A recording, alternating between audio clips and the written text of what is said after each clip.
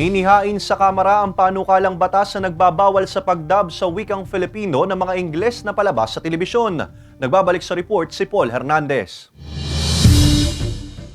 Kumpleto sa TV viewing experience para sa mga customer at staff ang maliit na kantina ito sa Batangas City. Kung break time at walang customer, tutok sa panonood ng foreign films at TV program na nakatagal ay si Emeline. Mas dama at mas madali raw maunawaan ang palabas dahil nakadub ito sa wikang Filipino. Oh, lalo na sir pag drama.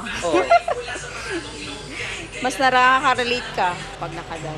Pero nais nang ipagbawal ni Negros Occidental Representative Jose Francisco Benitez sa kanyang House Bill 9939 ang pag-ere ng English language films at iba pang TV programs na nakadub sa Filipino. Sa halip, maglagay na lang daw ng subtitle sa wikang Filipino ang mga broadcast networks, distribution companies at streaming services. Layon daw nito na mas madaling matutunan ang mga batang mag-aaral ang wikang Ingles bilang second language sa pamamagitan ng mass media. Sa mata ng isang linguistics professor na si Dr. Christopher Conrad Tejada, marami pang paraan para maging articulate sa paggamit ng wikang Ingles. Isa ito sa mga paraan, ngunit hindi lang ito ang paraan. Hindi ko alam kung ito ay backed by research. Halimbawa, sino ba ang ating target na kailangang improve na proficiency at ito bang mga target natin na bata na ito ay nanonood ng mga ganitong palabas. Kasi kung hindi rin sila nakakapanood kasi wala silang access, wala silang gadgets, wala silang internet, hindi rin magiging epektibo.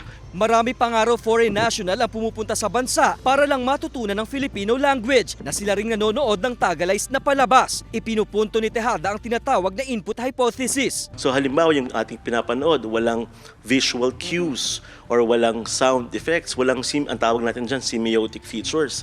Walang semiotic features na makakatulong para maunawaan natin yung mga salita.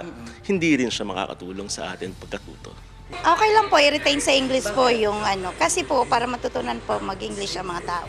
Kasi po kalimitan po ngayon, hindi gaano marunong mag-English. Sana po wag para po yung iba maintindihan kung ano po yung sasaloobin ng pinapanood. Inaasahan na mapag-aaralan pa ang panukalang batas. Kung maipapasaman, pagmumultahin ng production house na hindi susunod sa utusan mula 50,000 pesos hanggang 100,000 pesos. Kasama si Kel Ravaca, Paul Hernandez, Balitang Southern Tagalog.